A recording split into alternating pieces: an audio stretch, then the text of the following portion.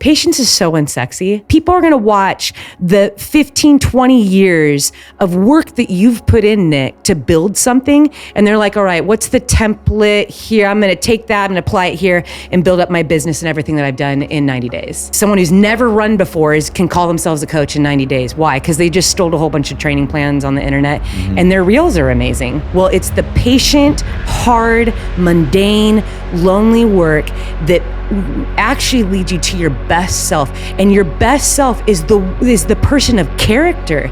Character is not built in 90 days. And so when we know what is good and true, and what is good and true is doing the mundane work without a camera on our face, with no care for what people think, that's so unsexy, and walking through darkness and discomfort, because there is greatness on the other side of that. The greatest version of who we are is a warrior, a freaking warrior. We are overcomers. We were made to be strong and courageous, but you can't do any of that. You can't even understand what that is unless you walk through some really painful, uncomfortable storms in your life.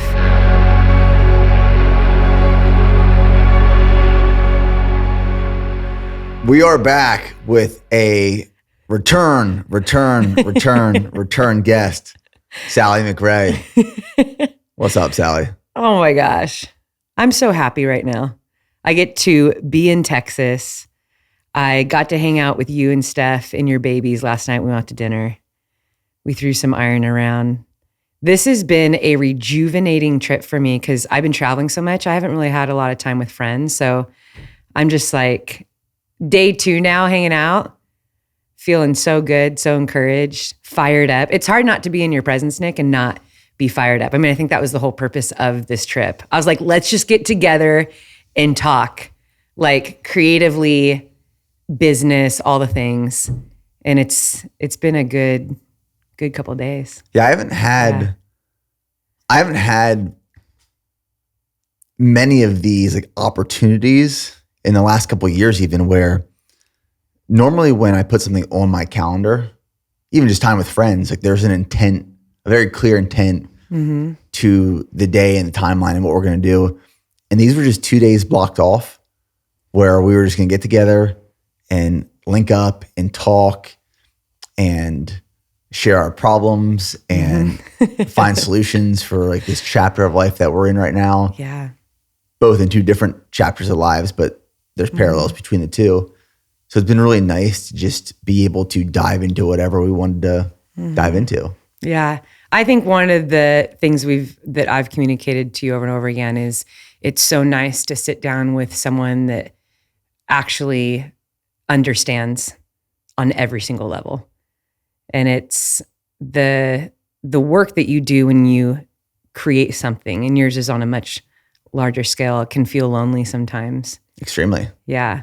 And so that's what I value so much with your friendship is, I think in life it's easy to be surrounded by lots of people. And for me, I'm always traveling, doing events, whether it's racing, speaking, and it's wild to think about how you can also feel lonely even being surrounded by so many people. And when you meet people who understand you and in a way have very similar goals, messaging, passion, and are putting in hard work day in, day out, I'm like, those people are like gold. Like that's a gift. Yeah. And I think for a lot of us, the older that we get, we realize we're like, man, I only really need like a handful of like really good friends. It also keeps things less complicated. But I've always considered you one of those persons. I mean, we met in 2021 and it was like immediately we deep dived into an awesome conversation. It was our first podcast.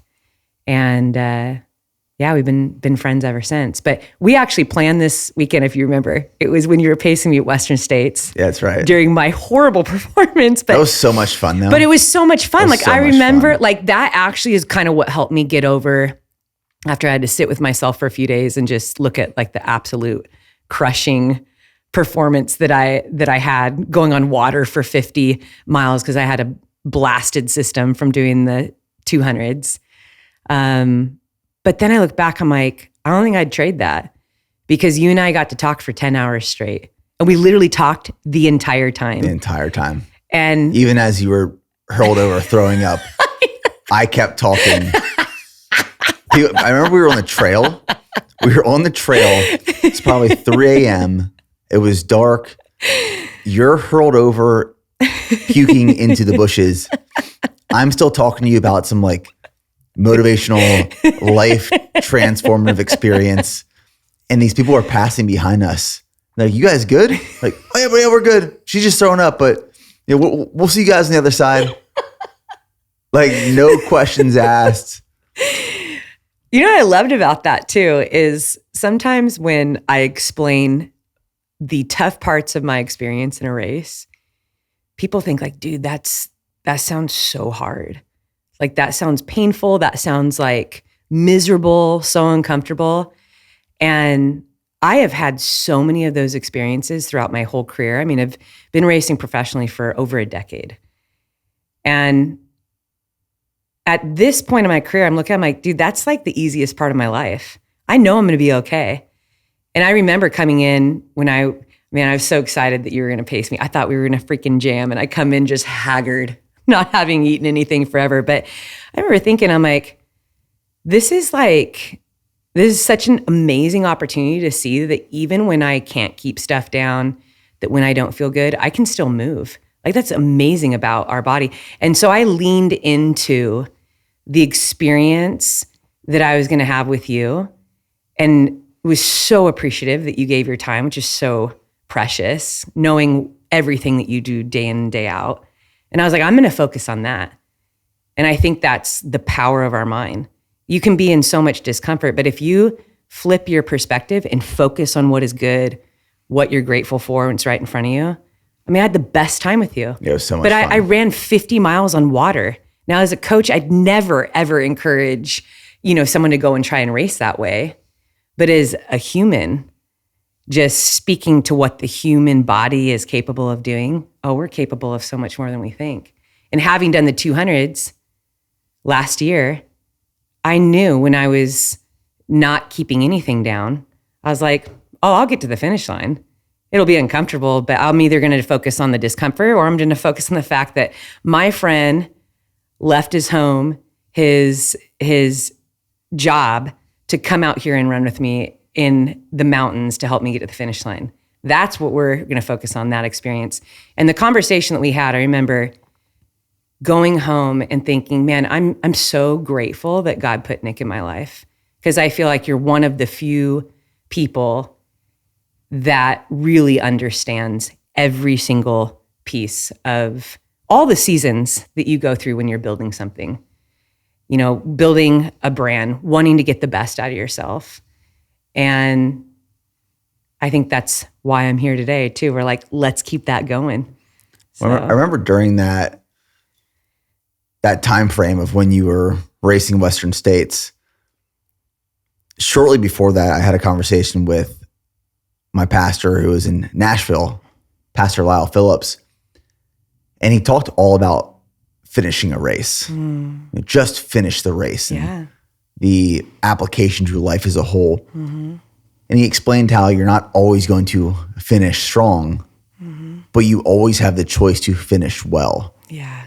So regardless of what you're experiencing in life, and in this case, an actual race, no matter what obstacles you experience, what resistance, if you're hurled over puking in a bush, it's so easy to quit and stop. Yes. It is so easy to use that to justify why you're not going to finish.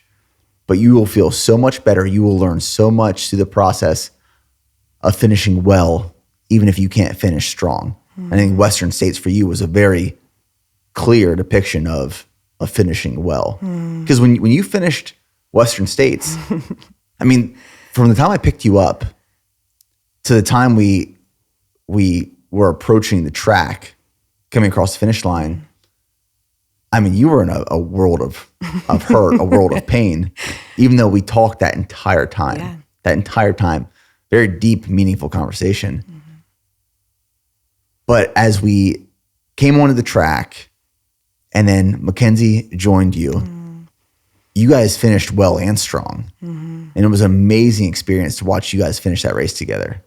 Absolutely amazing. And hand off the torch then to your daughter. Yeah, that was pretty classy of you. I don't see that a lot in racing. I mean, you had run with me the entire time. And then I didn't even know that I was like, where's Nick? And I was like, okay, yep, Nick is just being Nick. He's stepped into the shadow so that my daughter can have this moment with me on the track.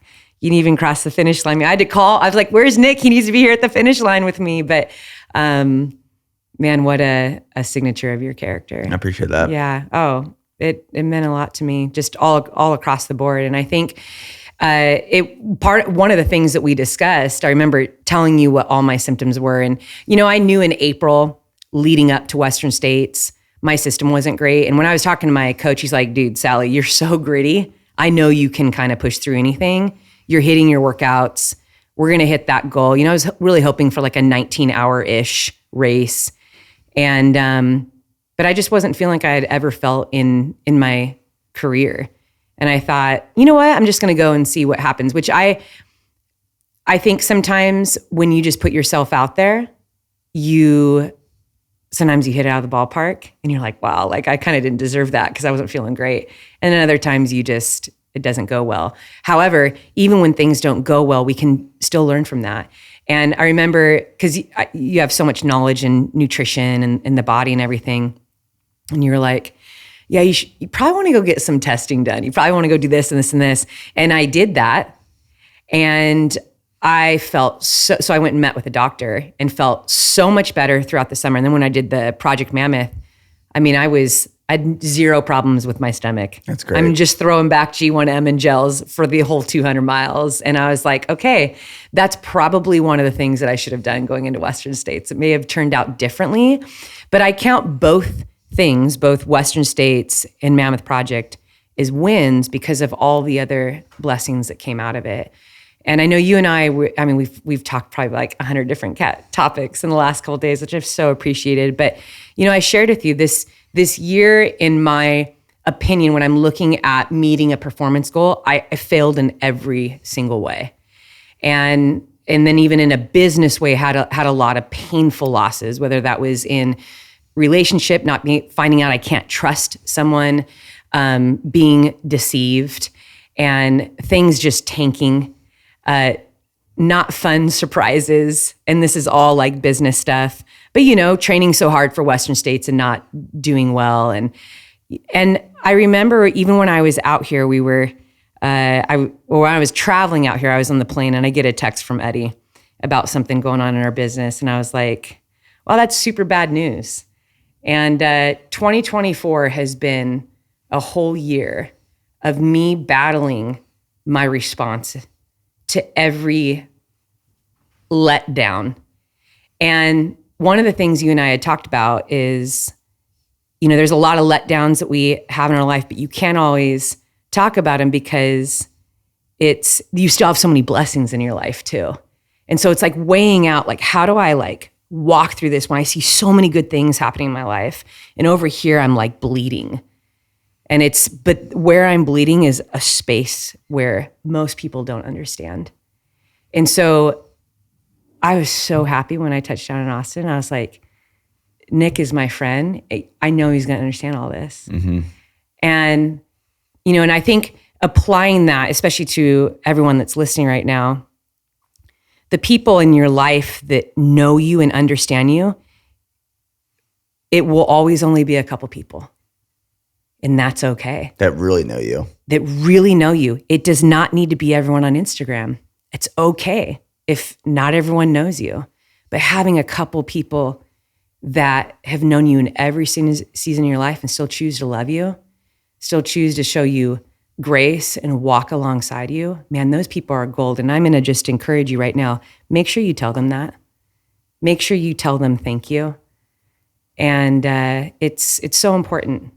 Because people, and we're supposed to be connected, right? Like we're supposed to do life with people. I mean, that's why we're here. We're made to love one another, and we find greatest fulfillment in serving other people.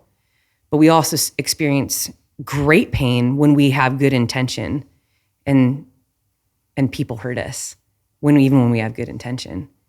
And I think, you showing up for Western States with your crew, showing to give your time and run freaking slow with me too. I mean, we ran so slow. It was like sad. I was like, man, I really like envisioned Nick and I just like hammering, like turning on some music and it was my favorite section. Like Forest Hill to the river is so fun and fast. And in training, I was training with Lin Chen, who is from China at the time. She was top ranked. I think she was actually like in third place before she dropped out at mile 80 of Western States from some feet issues. But, we did that section.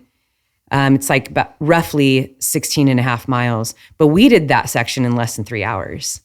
We were hammering that. And I remember thinking like, dude, Nick and I are going to tear this up.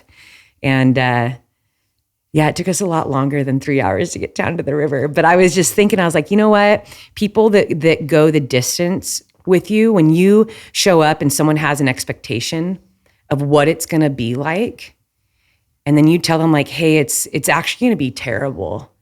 And we're going to go into the night and it's not going to be fun.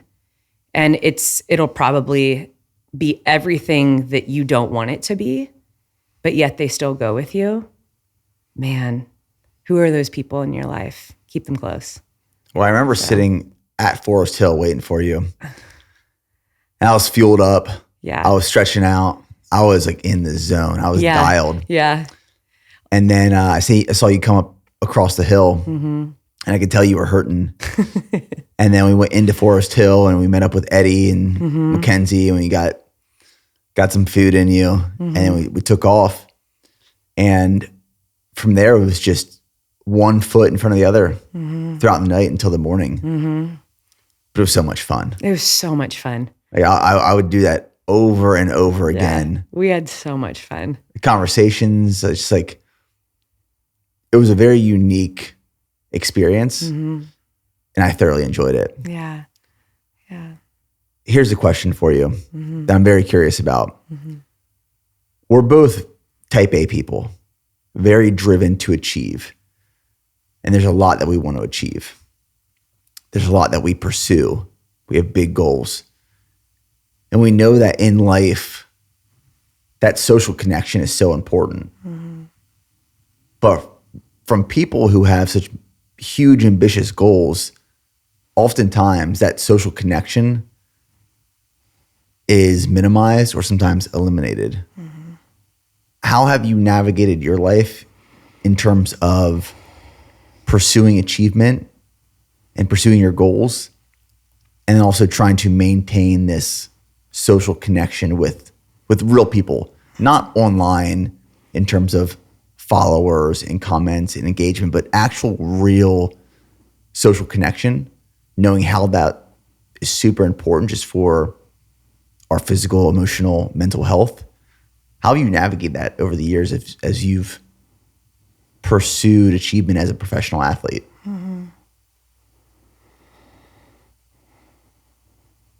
Starting my day grounded in God. I love people. I feel like from the time I was a little girl, I remember teachers would say, Sally loves to smile, she loves to laugh. And looking back at my school years, I do remember I was the kid that was like friends with everyone in the class. It wasn't just this group of girls or just these couple people. I loved getting to know people. I've always been very curious about people.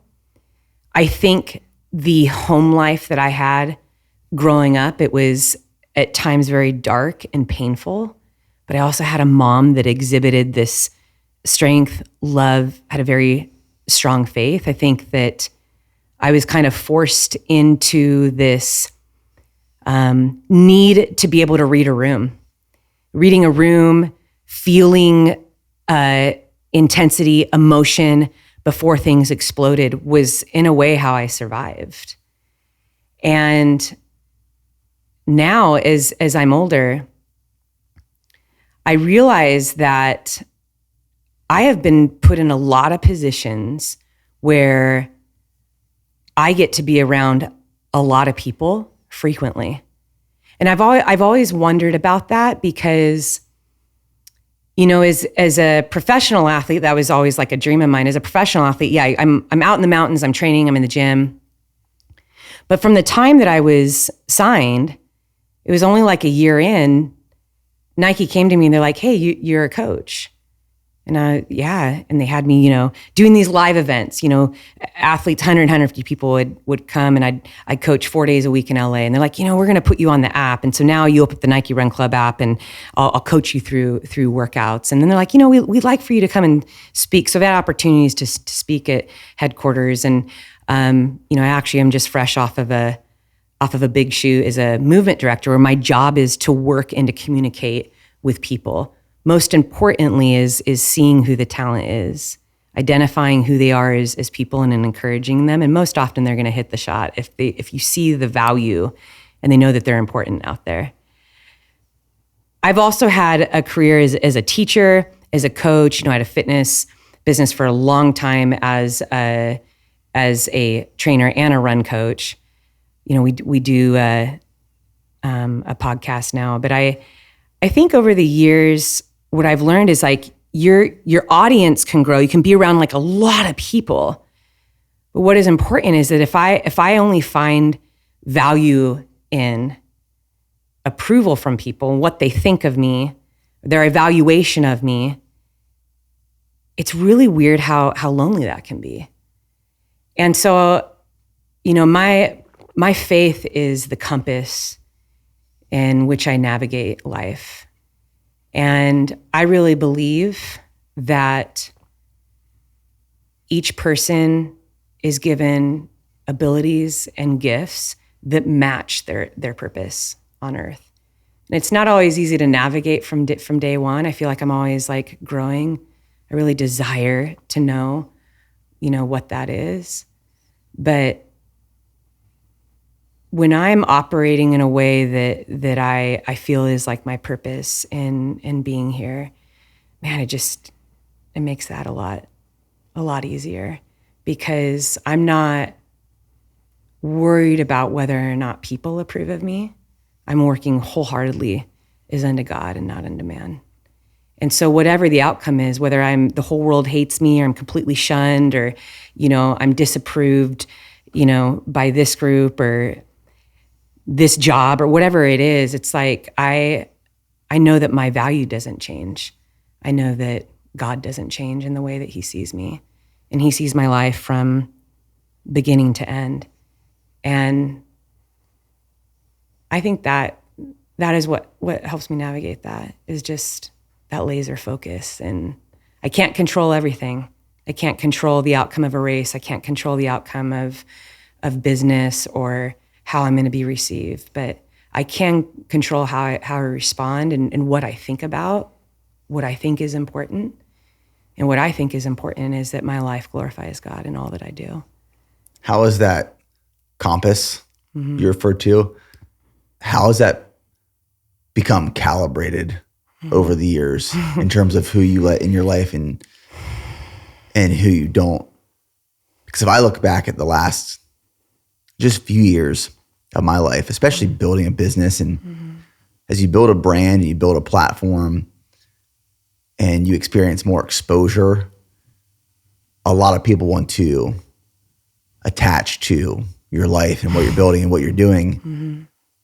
And it's really easy to say yes to a lot of people because they want to join the movement. They want to join the mission. They want to join you in what you're building and what you're doing. And it's really easy to say, yes, come alongside and join. But if that compass isn't calibrated based off of values and beliefs and what you truly believe in, that's authentic to you, you allow the wrong people to join you. And that can throw your entire trajectory off course. So over the last couple of years, my compass personally has become more calibrated, where I'm very careful, maybe not necessarily careful, but I'm very intentional with who I allow to come alongside to build what we are building together, to make sure that we achieve, I want to say success or outcomes, but it's really like the impact, the mission that we are wanting to achieve. How have you seen that calibration of your compass change who you allow in and who you don't? And potentially that's why this journey becomes very lonely at one point. Yeah, man, that's a great question, because I think what I've learned in my journey, and I had said this before, I started working so young, so I've had a lot of experience in so many different industries. I've had a lot of work experience in different careers, and I know that a lot of the messaging in our world today is about like find yourself, live your best life, fulfill all your dreams. It's a lot of it is me, and I see myself as flawed. I see myself as I can work with all my heart towards something and find out that I'm working towards the wrong thing. And it's taken me years to understand that doing good work and as you're saying, which I think is so important to think about, the people that we surround ourselves with. Good things aren't always marked by how much money you make from it.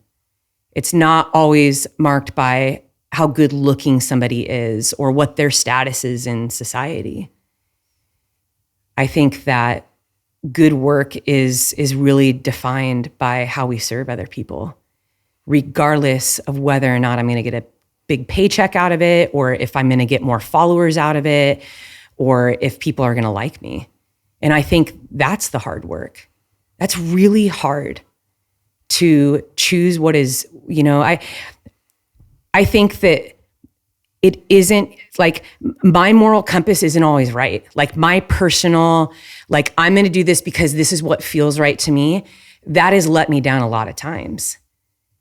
And as individuals, part of what shapes us is our personal experiences. And some of our personal experiences are very traumatic, and they're filled with pain. We can unknowingly respond to people, even people that are nice to us. We can respond to people in ways that are negative, or we avoid certain situations because long ago something hurt us. Long ago, there was a response that we got from someone else. So it was so painful, we're never going to do that again. And I have missed out or hurt I've missed out on opportunities or even hurt other people because I'm so protective of what feels right to me. And if I focus so much on what just feels right to me and this idea of like, well, this is my own personal truth, man, that is going to create so much confusion and unrest. I'm always going to be questioning what I'm doing. I'm going to live with regret, thinking when I come to the other side of something, being like, why didn't I see that? Oh my gosh, or like that actually was like a really good opportunity, or like, why did I judge that person so harshly? I didn't even know him. And I know that, I'm definitely not a person to put on a pedestal. I have great flaws and imperfections. I have things in my life that I wish that I would have never said or never done. And I think that's also what keeps me coming back every single day to the feet of Jesus and being like, what do you have planned for me today? Because there's a lot of things that I want to do. I'm curious by nature, wildly curious by nature. I have pursued like everything that you think of. Like when people are like, what do you do? It's like, well, I do like literally 10 different things right now. It's not just a runner, because I'm just really curious. And as I've shared with you, it's like I'm at this point in my life where I'm like, but am I actually doing what I'm supposed to be doing? Am I so distracted by all these things that are actually successful and good and they're like bringing in money and my business is exploding? But like, am I actually doing what is meaningful and impactful and is actually serving other people? Because when I'm done, the money stays in the bank. The materials are going to rust and fade. It doesn't matter how big my house is, how shiny my car is, or if I have 1 million followers. What am I doing that when I get up in the morning gives me peace? And the only thing that gives me peace is knowing that God is my compass instead of how I feel. God is my compass. That's sustainable. That's never changing. God never, ever, ever, ever changes. And I think that's something that we long for. We want stability. I think that people that love control, it's one thing that I know for sure is like the sun rises and it sets every single day, and that God says who he is who he is all the time. And the way that he thinks of us will never, ever, ever change. And when my life is chaotic, I literally said that, I texted this back to Eddie. I said, God always takes care of us. Historically, I can actually stand. I used to hide my story. I was ashamed of people finding out all the things about me and putting me into this box of she's damaged. She's probably got a lot of baggage, can't navigate, all the things that you kind of look at when somebody's abused, they've lost a parent as a child, they started working, all the things. And I used to hide that part of me. That was those personal experiences, those stories. But I look back and I'm like, now as an adult, as a grown woman, as a wife, as a mother, and I see that is very much a part of who I am, and God uses all of it. And I'm able to say here that God never, ever left me in the midst of that. And that sometimes we go through really, really painful situations with even people that we love so much, people that we thought cared about us, that we trusted, that will betray us and hurt us. Those moments when we lose everything, whether it's physically, financially, it's a job, it's a dream, it's this, all the crushing. I have experienced all of that. And still in the midst of that, I can find peace and I can find joy. And I never, ever have to doubt that. I do not doubt that God cares about me. And no matter how big the storm is, that I'm going to be okay. And so when I work with hard people, when I am surrounded by a lot of people, I'll be honest, I have not told this story before. The year that Nike reached out to me, I was in a really bad place in my marriage. I had been hurt so deeply in the church. I was a women's director in a church. It was my dream job. I thought if I'm going to be used by God, then I need to be standing on the stage in a church because that's what I'm supposed to do. But God tells us no, you're supposed to be a light in the world, in the darkness. And I'll tell you what, I was in darkness. I don't want to go to church anymore. I didn't know if Eddie and I had a future. And then at that time I was running too. My kids were little and I remember Nike reaching out. And I remember the first thing I thought, they are such a big brand. They're like a glitzy, bright, shiny brand. If I sign with them, I have to kind of come out of this dark cave that I've built around myself. I had stopped talking to my friends. All my girlfriends stopped talking to them. I didn't want to go to church anymore. I want to talk to anyone. And I thought, why on earth is Nike reaching out to me? I'd had some good results. I'd won some races. A few weeks after Nike had signed me, I won a golden ticket, raced at Western States, got in the top 10, felt really good about that. But I always kind of look back on my experience with Nike and I realized as soon as I was signed, they're like, you know what, you coach. We're going to put you out here in front of all these people. And we also want you to come up to headquarters. We're going to put you on the stage. You're going to speak to all these people. And I look back on my life, I'm like, for as much as I have wanted to hide, there is something that God created in me from the very beginning. And that is this, I love people. I can feel people. I want to encourage people. And I'm supposed to go out with all this pain that I've experienced in my life that sounds so crushing, but I believe that when we are broken, our capacity for compassion increases. It's in our brokenness that we really understand what it means to be strong. Because this idea that God doesn't give us anything we can't handle, sometimes he gives us so much that it crushes us that we realize our great need for him. I could have not gotten through many decades in my life without God. All my whole entire life. And so now I'm at the point in my life where I'm excited at opportunities to be around people because I don't go into a room hoping that people see me, love me, follow me, or know who I am. I look and I say, God, give me your eyes and your heart. Tell me how I can love in this situation. And when you walk into a room without the expectation of like, I hope I can impress people, when you throw that out the door and you're just like, I'm going to see how well I can love these people, that's your work. And Nick, you know better than anyone. I told you this many times. You're one of the hardest working humans that I know. And I see that up front. You share a lot about your work that I know you don't share on social media. A lot of the mundane day in and day out. And I think that when you are laser focused on your work, and this is the goal is to get to the finish line. It takes endurance to get to the finish line. I'm going to focus on that goal. And my goal is to love and encourage. It's okay. All the other things fade away. And with that comes this burden of needing people to like me. I don't care. I don't care if nobody on the planet likes me. And I think that's part of like why I came out. It was like the beginning of our conversation yesterday. It was like, damn, Nick, I'm like at this place where I just want to go live on the side of a mountain and just write. Like if I could take my phone and throw it into an ocean, I would. But so much of my work is online. So trying to navigate that. I'm not so concerned with views and subscribers and followers as a reason for value, but if I can use the platform as an opportunity to love and encourage people, then that makes the work good. I know a lot of our conversation yesterday was about navigating hard seasons and chapters of life. And the word hard, it's relative. It has different meaning to everyone, right? Like what's hard for you might not be hard for me and vice versa.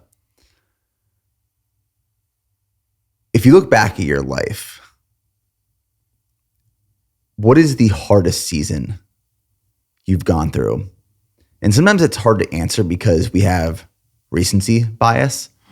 So what we're going through right now probably feels like the hardest season. And if I look back at my life over the last 2 decades, I experienced this severe eating disorder when I was younger. I started a business, joined the military, went to Ranger School, got stationed in South Korea for 9 months, got out of the military, scaled the business, struggled with that. My mom passed away from cancer, got married, have kids now. There's all these different hard, challenging seasons and chapters. And sometimes in the moment, it feels like this is the end, but this too shall pass. And months and years go by and your perspective changes, and what was hard once doesn't seem like it was too hard any longer. But if you had to look at your life as a whole, what was the hardest season, you would say?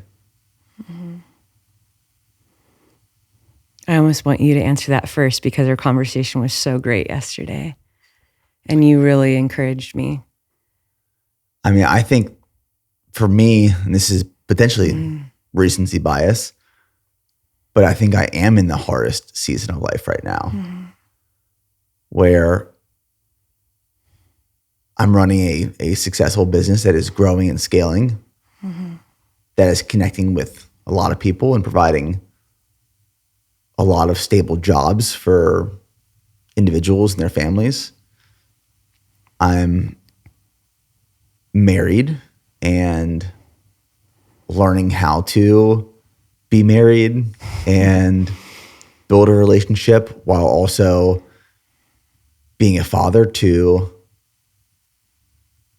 a daughter who's just over 2 years and a son who's just over 3 months, and trying to navigate and understand how to balance being a really hard working, active founder and CEO, business owner, leader, but also a very present father and husband, in being ruthlessly ambitious in my work, but also content at home.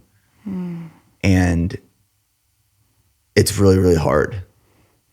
And from the outside looking in, you know, I share glimpses of it online of me and my daughter sharing a ribeye bone-in steak at dinner, or the family going to Waco for the weekend and my son laughing for his first time. Like, all of these things are great, but those are the highlights.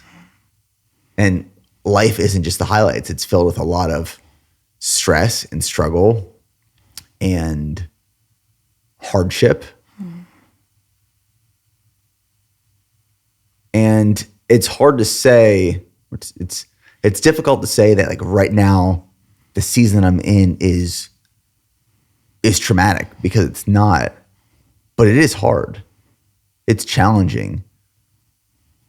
And it's figuring out where to lean in and where to lean out, and where to spend time and where not to, and what to say yes to and what to say no to, because you're being drawn in these two different directions. And I don't think we ever get it right. Mm-hmm. It's never going to be perfect. Yep. I'm sure years from now, I'll look back and say, I should have done this a little bit differently. I should have spent more time here or less time there. I'm sure years down the road, I'm going to be navigating those decisions that I'm making right now. But I think we do the best of our ability with the answers we have right now to solve the problems we're experiencing as good as we can, and really leaning into a foundation of faith and values and beliefs. Mm-hmm. And if we have that firm foundation, we can make the best decisions possible. But I would say that right now, this is the hardest season of life that I've experienced. 10 years from now, I might look back and say, it wasn't that bad. But when you're in it, it's tough and it's hard. What about you? I think that yesterday when we were chatting about tough seasons, what really resonated with me is, we live in a very online world. People will come up to you. I'm going to use you as an example, Nick, and they genuinely think they know you. I know you experience that a lot. Just people come up and they might even allude to little moments that you've had with Charlie or something that you did because it was posted. Yeah. Right? We really believe we know somebody or can evaluate their character based on 30-second reels and photos that many times are beautiful or cool and I think that putting out there, like, here's all the things about me that a lot of people know about me. There's all these like blessings that I have. But like, there's a lot over here that's also who I am. That one, it isn't always wise to put that on social media. And there's no reason to. There's no reason to just like expose every single inch all the time. And I think that's where wisdom and discernment come in, why the importance of having a community, mentors, teachers, like people that you can really do real life with. It will always only be a few people. And I think that sometimes is where the loneliness comes in, is when you don't have that at all, and then couple it with feeling like you don't have a foundation either. And I explained to you yesterday, I'm like, some of the roughest seasons of my life are when I did not believe that God had good plans for me. Because when I looked back on things that weren't going my way, right? Like I definitely look at a lot of what I wrote my book about. So it's the first 18 years of my life. I mean, by the time I was 18, I did not want to live anymore. And I had more of like a kind of like an obsession with just wanting to be in heaven. I just was so obsessed with like, I don't want to be here. I don't want to be here. I don't want to be here. And I would just pray all the time that somehow, like, God, can you end my life? Can you do it peacefully? I could never think of actually like taking my own life, but I was like always just praying that God would rescue me from the pain in a comforting way. And that was the loneliest, hardest time in my life because I thought, man, you look at all of these pieces, everything that's going wrong, everything that's been taken away from me. And I want to believe that you say that who you are and the way that you love me, but that's like really hard right now. And I think that when it comes to faith, that's kind of like where people come into the crossroads. Is I want to believe that that is actually like good and true, but like life hurts so bad, there's just like no way. There's no way.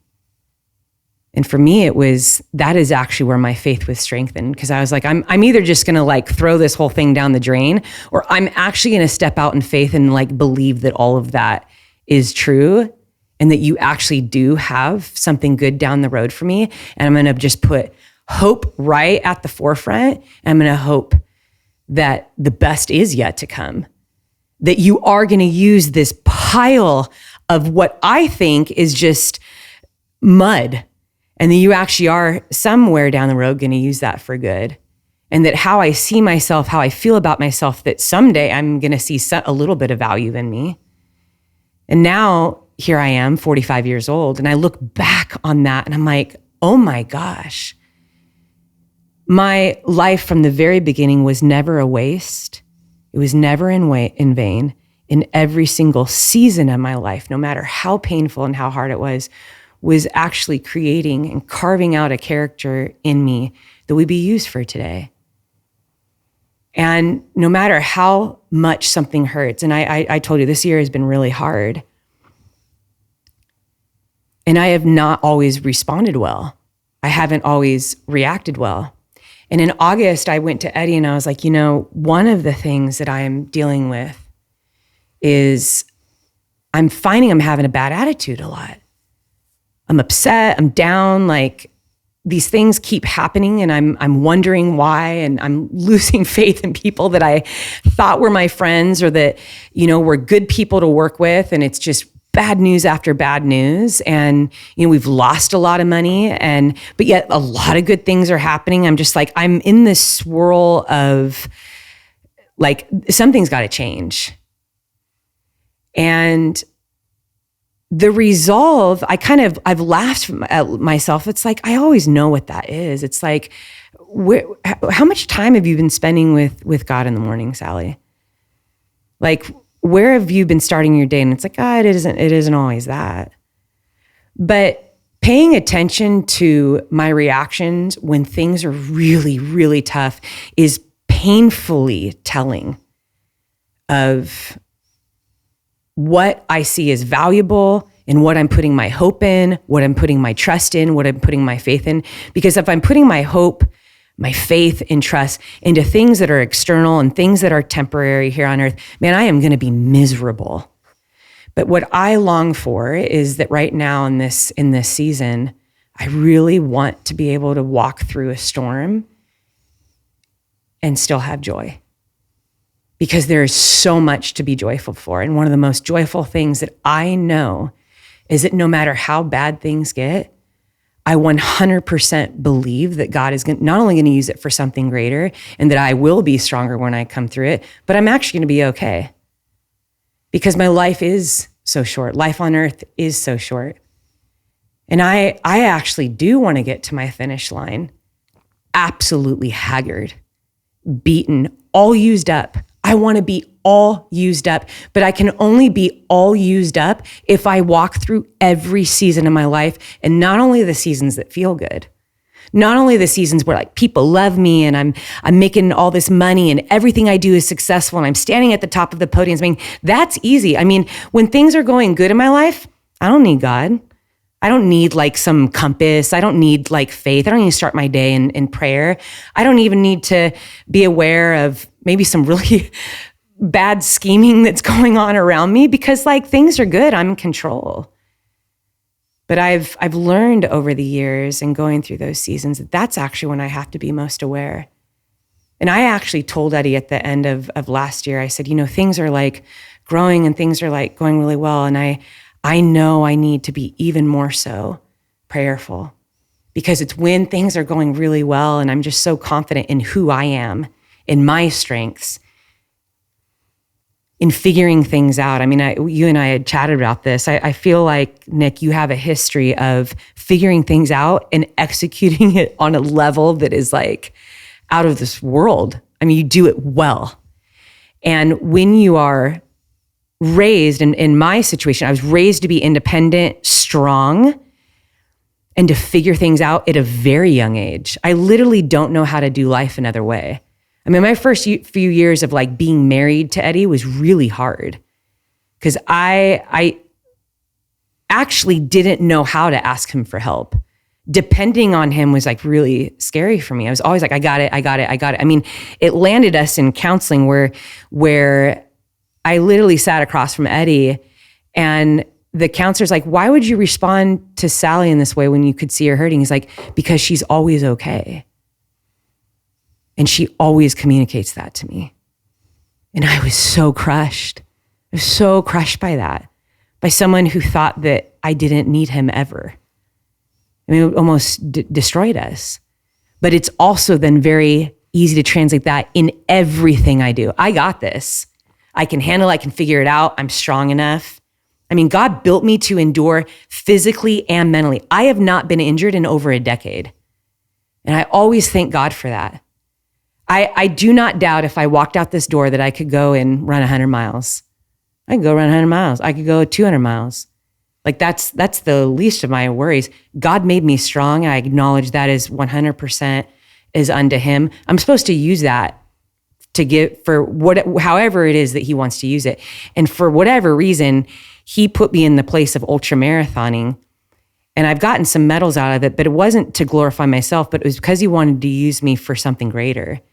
And so if I can build this platform and give a good message, I can encourage other people, awesome. But the worst seasons in my life have nothing to do with me as a runner or the races that I'm in. Those aren't hard seasons. It's just in all of my humanness, it's in relationship. Relationships are probably the hardest things in life. When I think about the relationship that I once had with my dad, that was really hard, very painful. It's very painful, especially when I had my daughter, my mom wasn't around, to know that my dad was still around, but not interested in who I am as a person. That will never love me, encourage me, be there for me, speak good words to me, or even speak kindly about me ever. That is painful. That's hard. Barfing my brains out with ulcers on the back of my heels for 200 plus miles in the desert during Cocodona 250. And we did a film about this. That wasn't hard. It was temporary physical pain that, you know why I got to that finish line? I believed and knew I could endure it. I knew when I crossed that finish line, I was going to heal. I was going to be okay. And I was relying on the truth that I know for my entire life. I know that there's a time and a season for everything. And when we are in the thick of the storm, when life hurts so much, it is so hard to actually believe that there's good on the other end or that things are going to change. I mean, I when Eddie and I went through our hard season, I mean, I 100% did not believe it was going to get better. 100%. I was like, there's no way. There's just no way. But he was the one that never, ever, ever gave up. And the only thing that he did is just, he quietly prayed. And he was immovable and unshakable and unconditional in his love. And I had never seen that from a man in my entire life. He loved me when I pushed him away. He loved me when I was mean to him and said very hurtful things to him. He just took it all and loved me through it. Steady Eddie. Steady Eddie, man. And that is a beautiful picture, I think, of God's love. That's what real love is. You know, it's enduring. And I think that when things hurt so much, when life hurts, when we're in this season, it's really easy to have doubts that it's going to get better. I'm really curious how you, like tactically, how you walk through a storm and maintain joy and hope. It's not every step of the way, especially in the beginning. That is for sure. Eddie can tell you that. It's a process. I'm actually really excited to have dinner with Eddie tonight. I am too. To learn more. But I was sharing this with you yesterday because we had, a lot of our conversation yesterday was about navigating these hard seasons of life. Yeah. And I was sharing with you this podcast I recently listened to from Alex Hormozy. Mm-hmm. And his was mainly around business and building a business. I think the title of this podcast was How to Make More Money and Be Less Stressful. So the title we all need to listen to that, apparently. The title of that podcast isn't necessarily applicable to the message I'm trying to share, but I think the message is it has parallels between what we're talking about right now and navigating hard seasons. And when we try to navigate hard seasons or chapters in life, there's two different approaches you can take. One, you can look for new opportunities to potentially distract from that hard season. I'm good at that. I think we all are. Because chasing and pursuing new opportunities is typically the more fun, energetic, it's exciting route to take. Yeah. And it's almost like let's take this hard season that we're experiencing and just tuck it away in the back and go pursue this new opportunity, which temporarily will provide some relief. So that's one route that Hormozy kind of explains that most people pursue. The right option that we should lean into, though, is solving problems. So if we're in a hard season, instead of pursuing opportunity, and he calls it missed opportunity, we should actually look at what problems we're experiencing and try to solve them. Because if we solve those problems, that hard and challenging season might improve, or at least our perception of that hard and challenging season will change and improve. So while everyone's pursuing missed opportunity, which is the fun, exciting route, we should actually try to solve the problems we're experiencing. Because if we solve those problems, we then can navigate out of that hard, challenging season. But if we chase opportunity, we have temporary relief, but we're creating more problems on top of problems. We're not solving anything. We're just delaying this massive ball of just mess that one day we're going to have to unpack and fix and solve. And it's going to be so hard, and it's going to take so long to actually make our way through that challenge. So I think that's one way to tactically navigate hard seasons. Is let's solve actual problems instead of pursuing new opportunities. And that's something I've been thinking about a lot recently in terms of my family, professional career, personal life. Like, what problems am I avoiding to solve? And how am I distracting myself with new opportunities and just tucking those problems away? Yeah. I love that. I think that was one of my favorite parts of our conversation, because I totally gel with you on that, as far as it's very easy to keep pursuing things, especially when you're in a position where you're given so many opportunities. I mean, a little piece of what you have to do, Nick, is manage all the opportunities that are given to you. Someone who has to say no all the time is like, to other people, that's a dream come true. They want that. They wish they could say no all the time to opportunities. They wish they had one opportunity, right? You're at a place now where it is very easy to grab a hold of whatever sounds amazing, fun, exciting, new. I think we can all agree, our listeners too, like the beginning of a romantic relationship, it's the best. Like those first few months when you're really getting to know each other and you're like falling in love and you're like, this is amazing. And like sometimes there's blinders on our eyes when it's rolling out and you're really falling in love, but that's so fun. Like you kind of get a high on that, like getting to know someone. And you see that too, is you meet a lot of people who for the first time are trying out running. For the first time, they're building muscle. For the first time, they're like discovering like, dude, I'm a lot stronger than I thought I was. Like I never believed that I could do something like that. That is so exciting. It's so exciting to discover and to find out not only what we're capable of just like what feels good. And that is, regardless of what level we operate, what career that we're in, I think a piece of it too is, man, we're so insanely distracted. So distracted. And we are given opportunities to distract ourselves more than ever. And I think that most goals are not achieved because we're so distracted. And we can do that to ourselves. We can take on all these amazing like opportunities and actually distract ourselves from the one thing we should be focusing on. If we divide up all of our energy and our gifts and our resources into 10 opportunities, when there's one thing, if we invested in that, if we pour ourselves into that, we pour our resources into that, that would be like the most amazing, fulfilling, that's it. But the problem is, and I experienced this, I think it's where we were talking about, is when you're doing all these things and a couple of things like hurt really bad, or you've been hurt, or it's failing, doesn't seem right. It's like, yeah, we're going to get rid of those things, or I'm just, let it fester a little bit. I'm going to start 2 other things in place of it. Or I'm going to increase time like over here. So then it's like managing what you're doing, adding in other things to keep you feeling good. And it's just chaos. We live in a life of constant distraction and chaos. And the idea of focusing on one thing and the thing that is good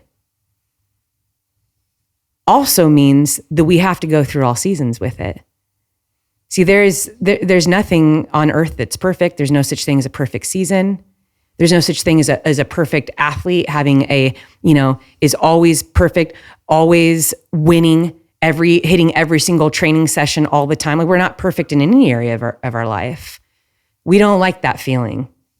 The feeling of failing, the feeling of being uncomfortable, of being not liked, even just the feeling of just this trolls and the meanness that they put out. It's like, we know that there's no value in that, but it's like we feel our humanness when people are mean to us, strangers. So it's navigating all the pieces, all the seasons of our life and saying, I'm okay with that. And I think that's kind of where I am right now. When I sat down with Eddie, I was like, I have to get rid of like some of the things that I'm doing and be okay with being very uncomfortable. And this is, we can always use running and the training as a parallel. I think that's why I love it so much. So there's a lot of good and we learn about ourselves when we go and train for a marathon. But that is not what defines our value, and that is not what life is about.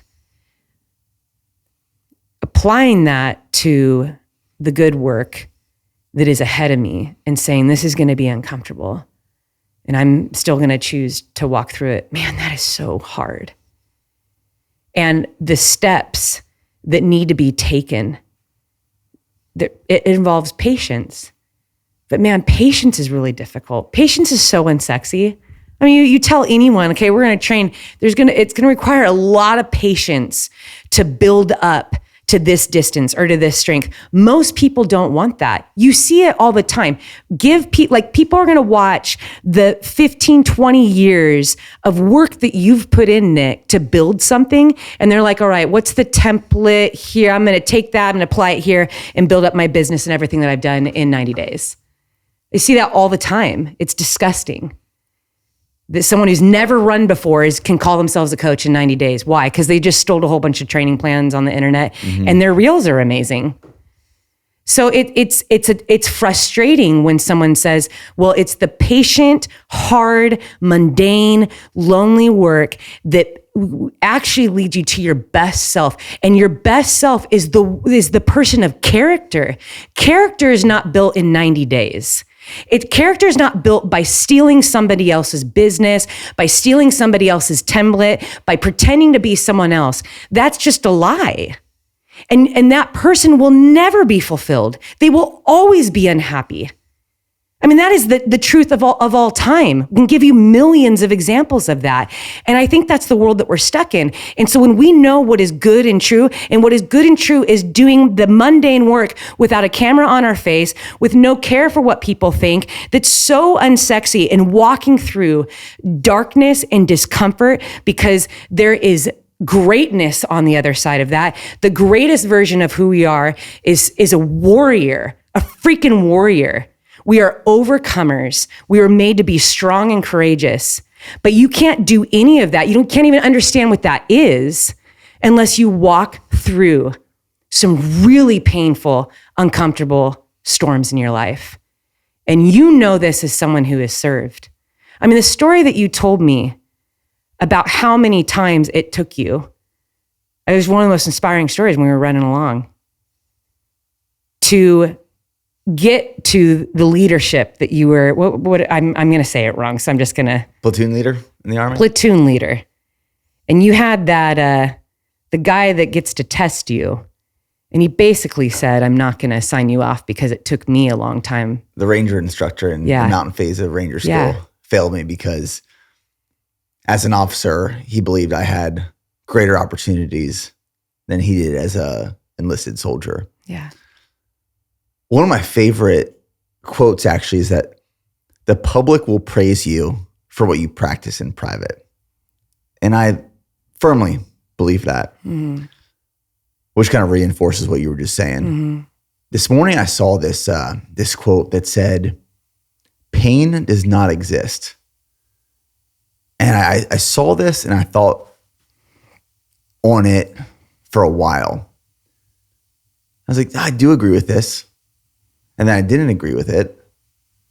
And now I think I do agree with it again, because pain only exists if you give it a voice. And I believe that when we're going through these hard seasons of life, whenever we experience any amount of pain, which if we are living human beings, we're going to experience discomfort, hard things. But just because it starts getting painful doesn't mean we have to stop, give up, quit. And we can give pain, however you describe that or perceive it, we can give pain as much voice and influence as we want to. But I believe that's a personal responsibility of how you control and manage pain. Pain management, not just physical pain, but mental, emotional, physical pain, overall pain management, and the way that you manage pain is potentially one of your greatest strengths that you can exhibit as an individual.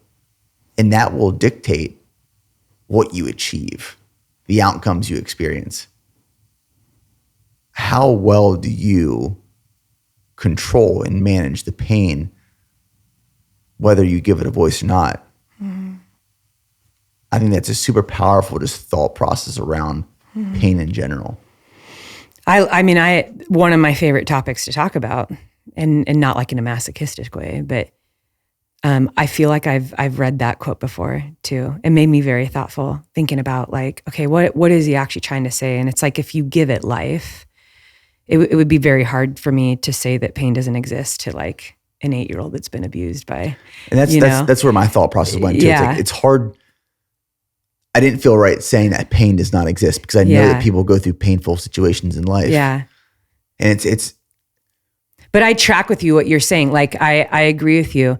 It is, and I think I bet this is what the quote was meaning, is like it's the value in which we give it. It's the focus in which we give it. So if that's all that we're focusing on it, and we actually then become it, I think people can, when they are in a lot of pain, they just think that that is what life is. Like, I am living in this, I am feeling it, and I don't like it.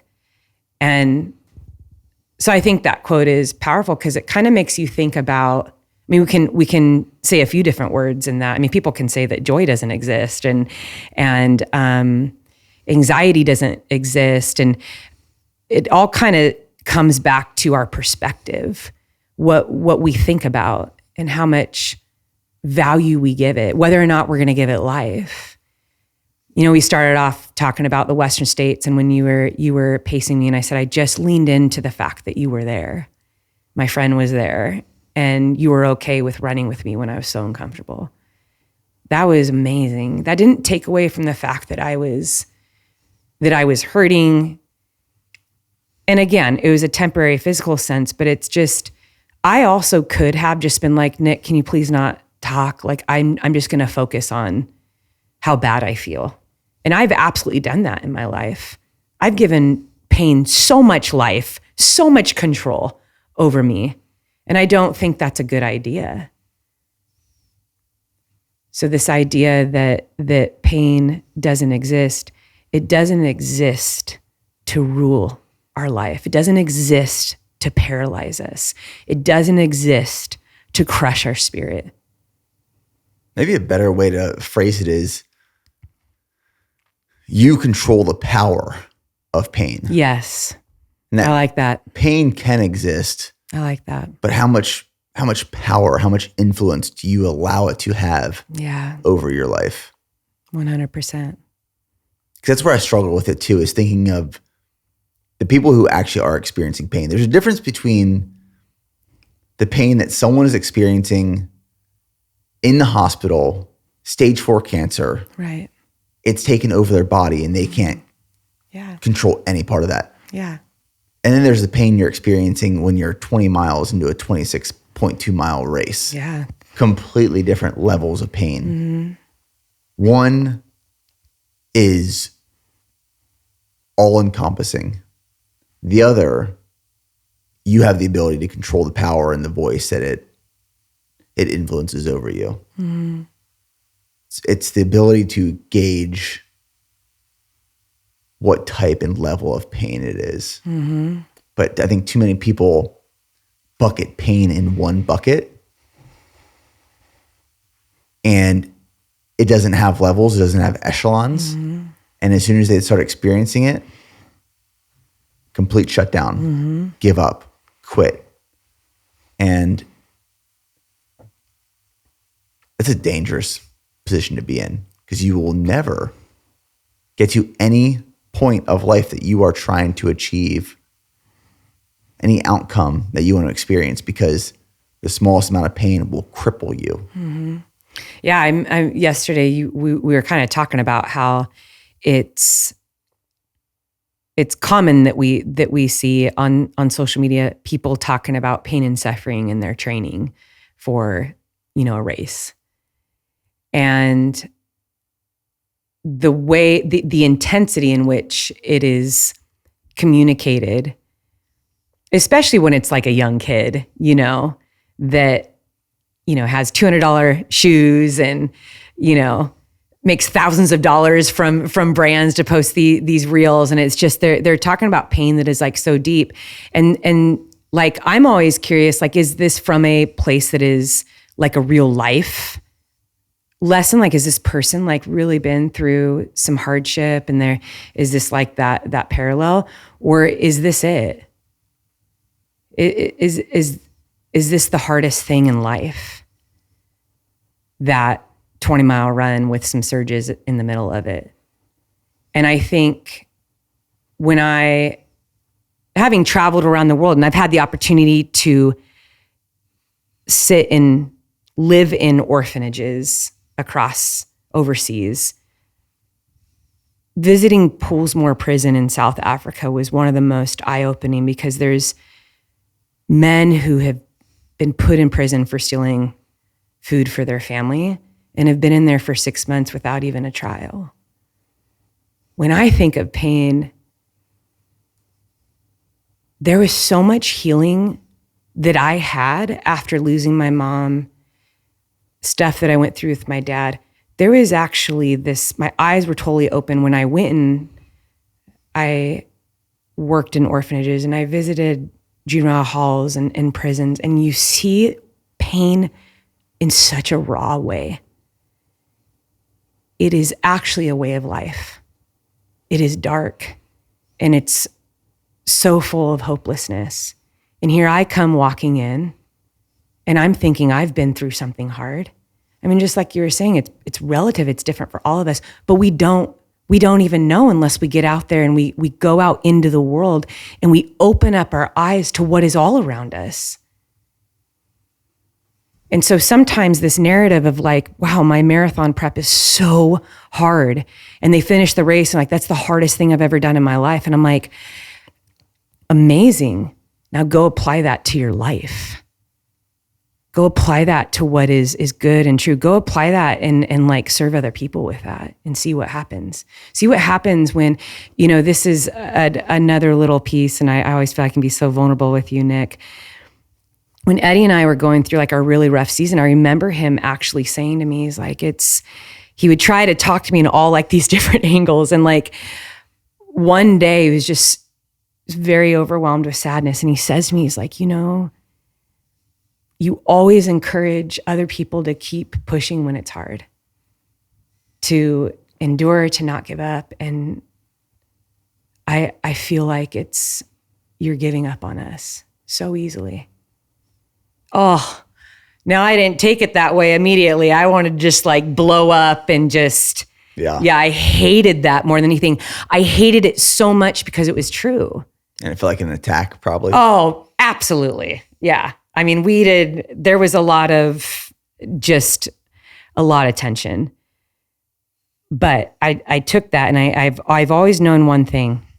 If something hurts so deeply, then go away alone from it and actually sit with it.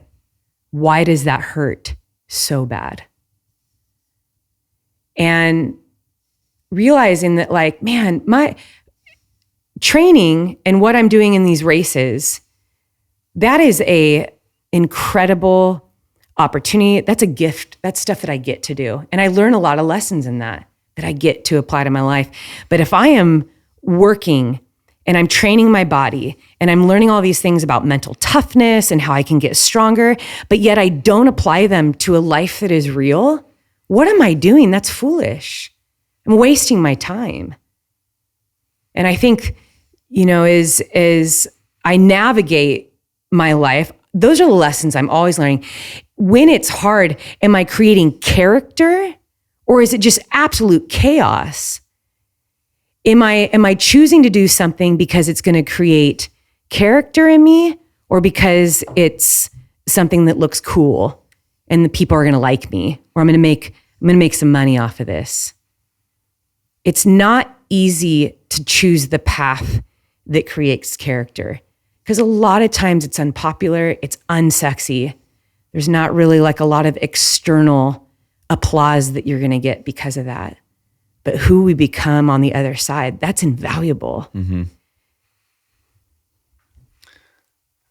One of the things that I believe is absolutely essential as we're navigating these hard seasons of life is maintaining foundational principles, habits, and routines. And where I see a lot of people go wrong is when something becomes challenging and throws us off course, they throw everything out the window. You could be dialed in with your fitness, your health, and your diet, and the smallest change in your life, if you allow that to disrupt every other part of your life, that just compounds. I see it happen to so many people where there's a stressor that pops up and they go from eating a healthy diet to eating fast food for every meal. They stay up late. They start drinking.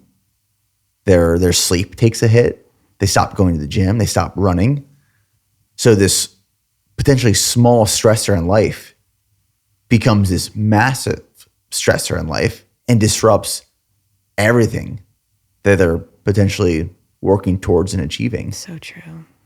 And you shared a story with me last night, me and Steph, where when your kids were young and life was chaotic and Eddie was working long hours, you were saying some days Eddie would leave for work, he'd come home in the evening, you'd still be in your pajamas and the house would be a mess. Oh yeah, a lot of those days. But you guys would put the kids down. Yeah. And then as the kids were getting put down, Eddie would put a pot of coffee on And you guys would drink coffee and watch 24 at night. I love you remember all the details of that. Yeah. And that made me just think of, the importance of maintaining these foundational principles and habits and routines to ground you and maintain some sort of level of stability in your life. That's what diet is. That's what fitness is. It's what health and training. But if you can make the intentional decisions that as you're navigating hard chapters, don't allow it to disrupt every other part of your life. And the power of maintaining routine and responsibility and habits will provide you so much strength to get through that hard season. Maybe not faster, but healthier. Yeah. What was the importance of that pot of coffee late at night with Eddie watching 24? Oh man, I love that you remember all those details. I do have to, I'm going to speak two things. Like the first thing, what you're talking to when life gets hard and a lot of your routines go out the window, man, that is something I'm still working on. And I know I could always do better in. And I've felt that so many times in my life. And so much of it comes with the mindset. You talk to a lot of people too. They're like, everything just feels so heavy. So preparing a meal like that is too exhausting. I can't eat, I don't want to go to the store. I don't want to chop up the food. Like I'm driving through Taco Bell, right? Mm-hmm. I don't want to get out of bed in the morning because the world hurts. So that morning run doesn't happen because I want to stay in bed until the last minute that I absolutely have to get up. These are very real for a lot of people. Like people live that day in and day out. And it's very easy to become a hamster on the wheel of drudgery. And so much of that is intertwined with a sheer lack of hope. I'm just going to stay where I'm kind of at this place where I don't have to feel it all. I'm not going to the store. I'm not making food. It's just too hard. That's too heavy. I don't want to get up early in the morning. I don't like the feeling of being tired and what that is to push my body. I don't want to feel my body. I just don't want to feel it all. And I think that kind of hits it on the head. When we're in a painful season, we just don't want to feel that anymore. It's the worst feeling, especially when it's very personal, especially when it involves something that is so precious to you. When I was writing certain chapters of my book, which my book took 20 years to write, because I put it on the shelf over and over. I didn't have a lot of confidence writing. The only reason why it's published is because of Eddie. And when I would write on particularly difficult chapters, I would not eat very well at all. And Eddie knew this. I would eat gummy bears and drink Americanos. And I would sit and write for 10 hours straight. And I would do that sometimes for 2 and 3 days straight. And the library in Huntington Beach is a library where I grew up. And I grew up going to it. So and it's a huge library. It's 3 or 4 stories. It has this basement. There's indoor waterfalls and plants all around. It's so beautiful and it's so nostalgic. And I remember vividly being with my mom and my siblings there. And so that's where I would love to go write my book. Because I just visualize, I would just be in these stories. And I was so in these stories that I was telling. And this is particularly why I wrote the book in the fashion that I did. It's that the chapters are short. You could read the book probably in 2 days. It's written on a very elementary level, is because I transported myself back to all of that. And it was such a hard place to be in. And so on those days that I was writing for 10 hours, I would go to the library as soon as it opened. Library closes at 9:00 at night. I wouldn't train. I was not eating well. I wasn't drinking water. It would just Americanos and gummy bears. And I remember, and Eddie knew this about me, he would see me on Live 360 that I was at the library, and he would say, "Have you eaten anything today?" And I would like take a picture of like the gummy bears and the coffee. So it's just sugar and caffeine, right? Like I just need to like just keep writing and just kind of be in this. And I just, doing anything else was so hard. I was feeling the weight of these stories that I was writing, and he would always come and find me. And he would bring me food, and he would sit with me, and he'd make me smile, and he'd like snap me out of this like cloud that I was in. And he'd put his arms around me and just say, like, you're gonna be like, I'm so proud of you. Like, let's get this thing to the finish line. Like, part of it also was like, dear God, please finish this book already. You know, it's like, I don't want to, I'm tired of hearing about it. And like all of your struggle with it was like such a struggle, always, because I knew that publishing it would still come with pain. I knew I would get critics. I knew certain people would be cruel to me and would definitely downplay my story. And I would tell Eddie over and over, I can't handle that. Like, I can't handle going back to that pain or being rejected in this story that I kept journals for decades of these stories. But I do believe that my story was not meant to be hidden, that no part of who we are, no matter how terrible it is, no matter how bad the season is, it is, if we see it as meant for a greater story, for a greater purpose, it will be worth it. And to this day, since that book has been released, every single day we get people that send us messages, write us handwritten letters, has nothing to do with running. It's people say, thank you, I feel like I can forgive again. I feel like I can start again. I feel like I'm seen. So being in that like, letting go of like my structure, like I feel that so much at my core, because like going back into a place that's uncomfortable, yeah, I'm still figuring out how to be like healthy in that. And I think that's always what keeps me longing to grow, to be better, always longing for what God has for me, because I know there's a lot of work still to be done in who I am. And that's also what gives me hope, is like, I know I can get stronger in this, because for every hard season that I've been through where it's been uncomfortable and everything is falling apart, you know, I'm not eating right. I'm not doing, you know, the training that I should be doing, and I'm not sleeping well. It's like, we're going to walk through this. We're going to be really aware of how you are in this. And we're actually going to tackle why you're like that. Why do you treat yourself like crap when everything hurts? Well, there's a lot of reasons.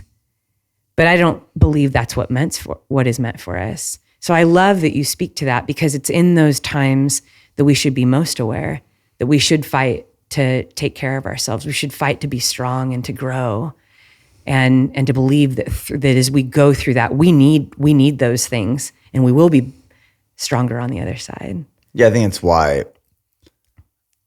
I can say I think I'm pretty resilient through hard, challenging seasons, because on another level.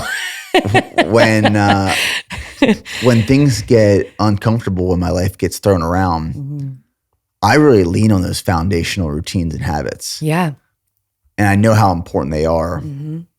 And if I wake up at 4:30 a.m. and I go for my morning run, I have set the conditions to succeed and be resilient for the day, no matter what that day is bringing me.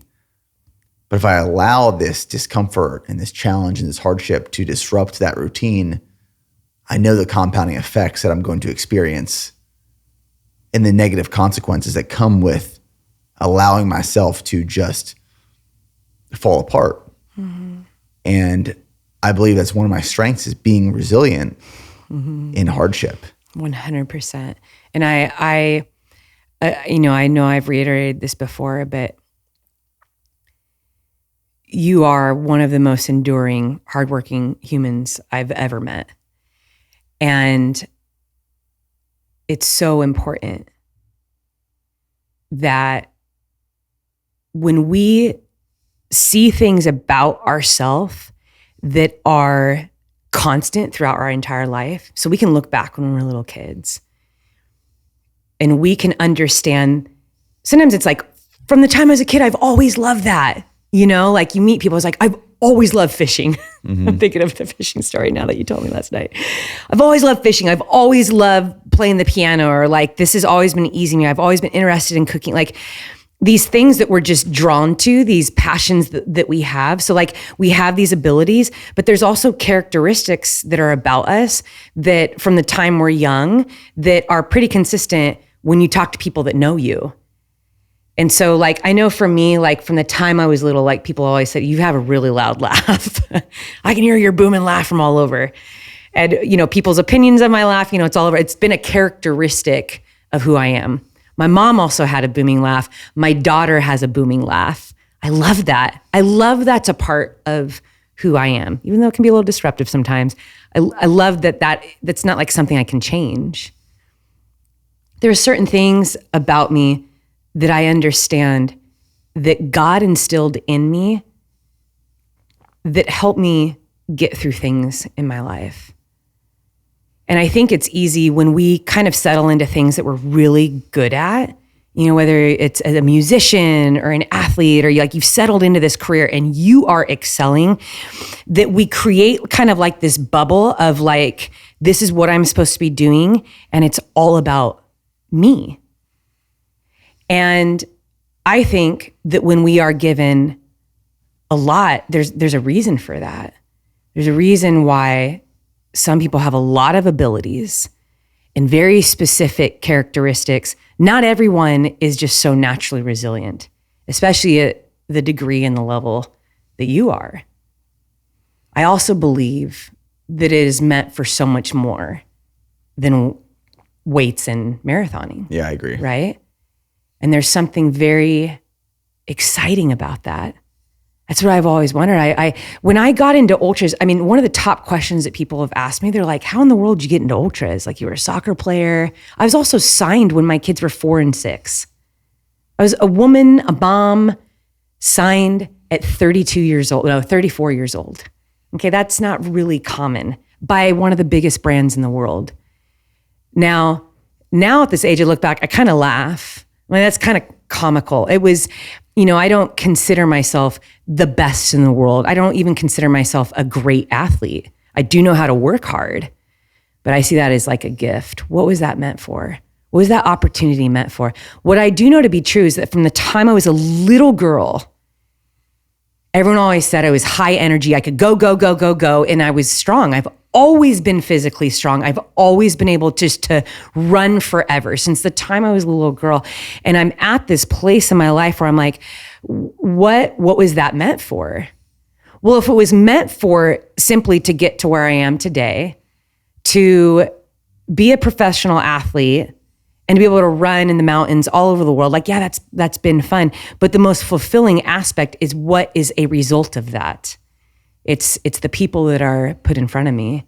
It's the experiences. It's that platform. What am I doing with that? That's where the fulfillment comes. Because I'll tell you what, there's a lot of people in my sport who are greatly unfulfilled, and they're making a lot of money, and they have a lot of followers, and they're winning, but they're not fulfilled. And I can say this just across the board: success and money are not what make us happy. The happiest, most joyful people, they know their purpose. It's not because their bank accounts are filled or because they look great or they have all these achievements. It's because they are operating within their purpose and why they're here. And their lives are being fulfilled because they're pouring into others. Well, Sally, it's always an amazing conversation with you. It is. And I feel like we could always keep going. I cannot believe we were supposed to start a workout like half hour ago. That's okay. The workout will get done. The food will get eaten. Oh the my steaks gosh. will get cooked. Nick, I so appreciate you. I appreciate you. I really do. Thank you for being my friend.